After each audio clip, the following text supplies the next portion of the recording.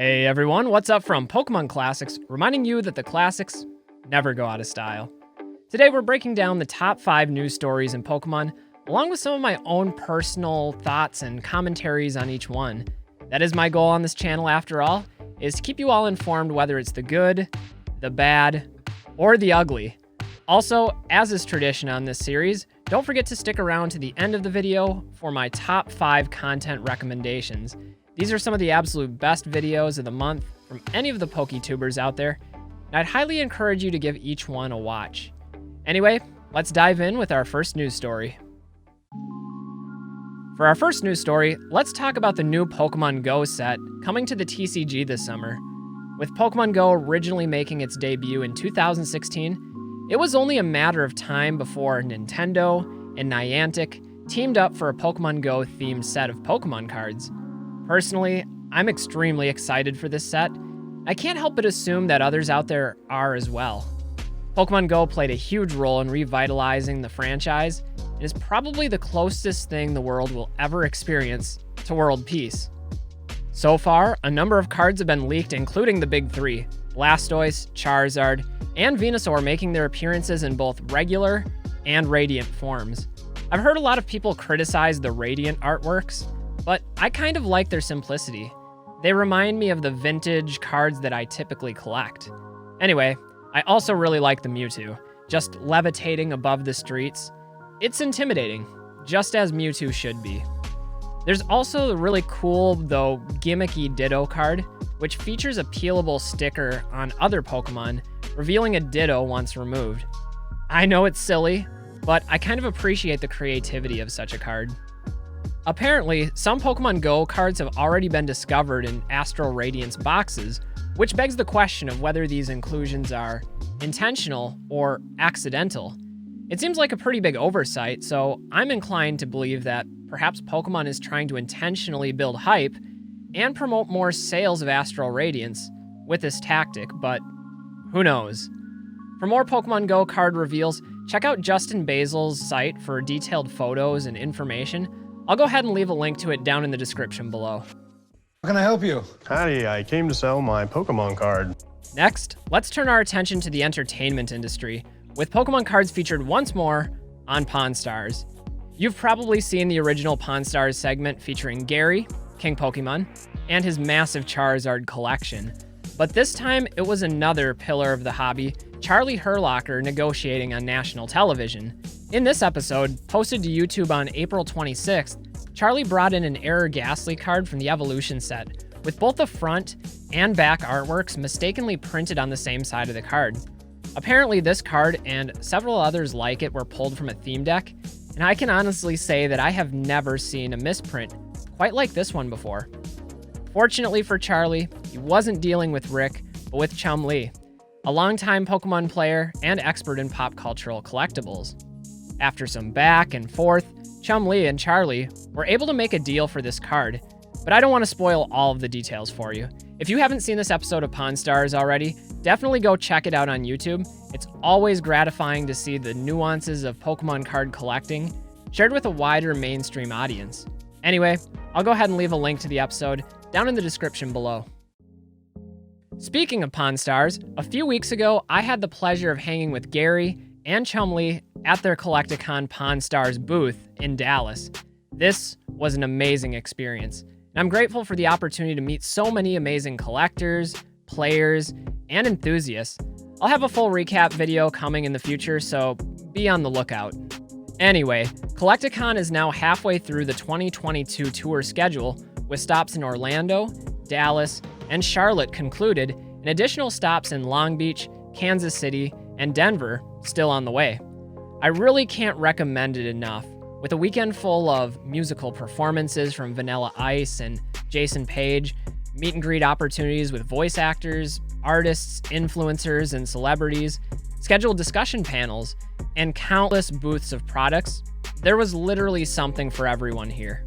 I know a number of major collectors and influencers converged on the Charlotte Collecticon, which made me extremely jealous. Gemmint Pokemon, TCA Gaming, Old School Pokemon, Pokenomics, KetchumAllCollectibles, Charlie Herlocker, Unlisted Leaf. The list goes on. Anyway, I'm hoping to get out to the Denver Collecticon in October for one last ride this year, and I'm hoping to meet some of you out there as well. Let me know in the comments below if you had the opportunity to attend any of the Collecticon events, or if you plan to here in the future. I'll leave a link to Collecticon's website down in the description below, so you can get all the details. Our next story is a bit of a mess. Literally every selling platform is undergoing structural changes, impacting the process of both buying and selling Pokemon cards. First is eBay, which just announced the official unveiling of their Vault service, which, similar to PWCC, will allow sellers to house cards remotely with eBay, who will then fulfill orders on the seller's behalf. Currently, this service is only available for cards that are purchased at or above $750 on eBay. Then, rather than having the card shipped to their personal address, buyers can have these cards shipped to the eBay Vault for storage and/or future resale.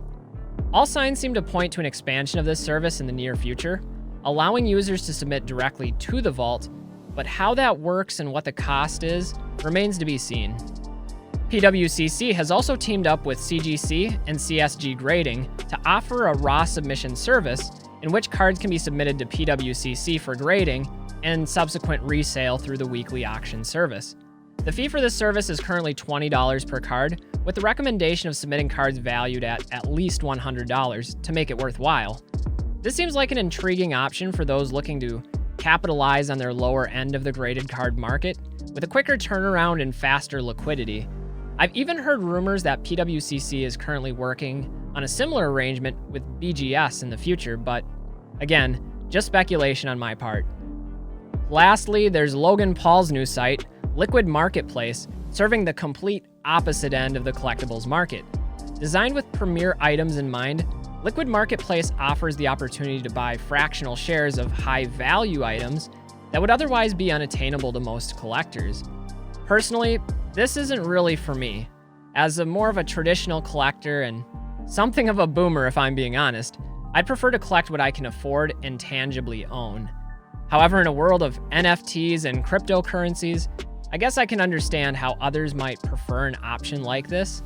Let me know what you guys think about the eBay Vault, the PWCC raw submission service, and fractional shares down in the comments below.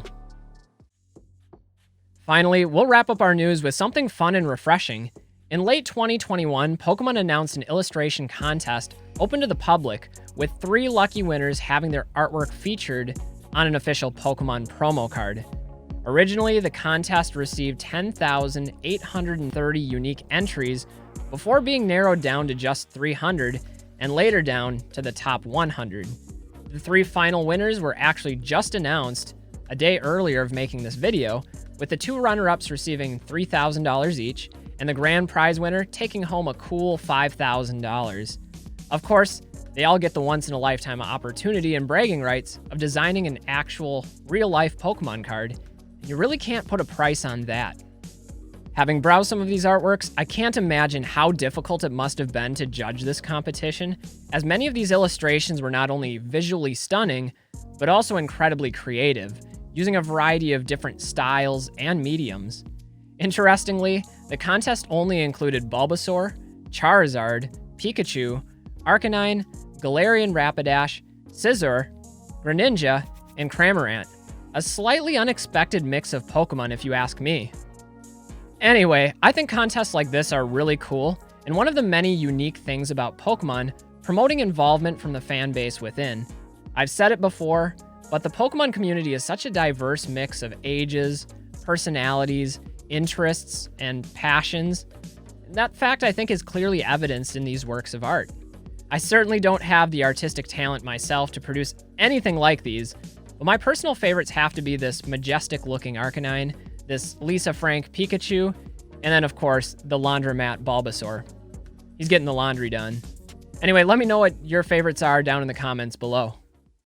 Anyway, guys, before I unveil my top 5 videos of the month, consider hitting the like button and subscribing to my channel. I put hours and hours of work into each one of these videos, and your support goes a long way in keeping me motivated and staying on the grind of making these videos. But anyway, I truly appreciate you all for watching, so let's roll into the top 5.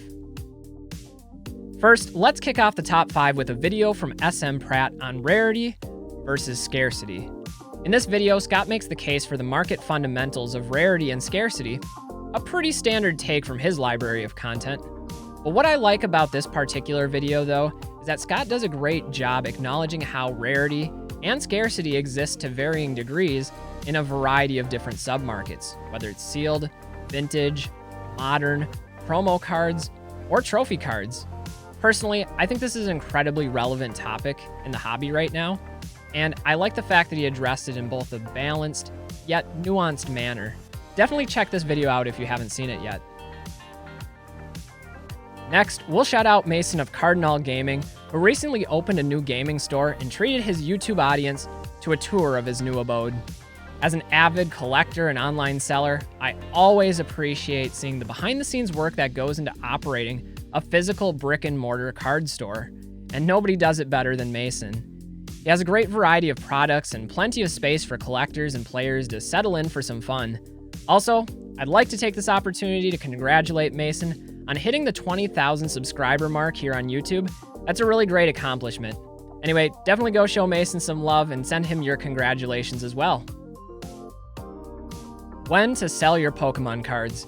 That's a great question, and fortunately, we have Dan from KetchumAllCollectibles sharing some great tips and insights for all the aspiring small business owners out there. In this video, Dan breaks down his personal selling strategy with full transparency into the cost basis on various products, as well as his actual sales prices. Not many businesses or PokeTubers are comfortable sharing such personal information, and I know that I find these types of videos immensely helpful for organizing my own sales strategies. Anyway, if you're interested in the business side of Pokemon, I really can't think of a better channel to subscribe to than KetchumAllCollectibles. Back in January, Leonhardt hosted a 90s pop-up shop with hundreds of vintage packs and tons of Pokemon-related activities and experiences. In this documentary recap, Leonhardt and other influencers like Real Breaking Nate, Super Duper Danny, Pat Flynn, Necra, and even the iconic Veronica Taylor come together to tell the story. From the Pokemon drone shows to epic Pokemon polls, the video is very uplifting and inspiring. And from a technical standpoint, it's also worth mentioning that the production quality on this video was some of the best I've seen here on YouTube. It's a great watch, and one that I think is well worth your time. Finally, let's wrap up our countdown with another countdown from Top 10 Pokemon. If you're not familiar with Top 10 Pokemon, he's a YouTuber that regularly features auction recap videos and a variety of Top 10 videos, hence the name. This one in particular, though, was interesting to me, looking at the top 10 most expensive single Pokemon cards ever. Of course, there are some obvious ones on the countdown, like the first edition base set Charizard, but many of these items are Japanese promos and trophy cards that the general public is probably unfamiliar with. I don't want to spoil the countdown for you, so check the link in the description and go watch it for yourself. Well, guys, that's going to wrap it up for this episode of Breaking News, where we break down some of the most important Pokemon news stories each and every month. Except last month because I was really busy. Anyway, let me know your thoughts on these stories down in the comments below, and if there are any major news stories that I missed, definitely send them my way. Anyway, guys, I'm Pokemon Classics, reminding you that the classics never go out of style.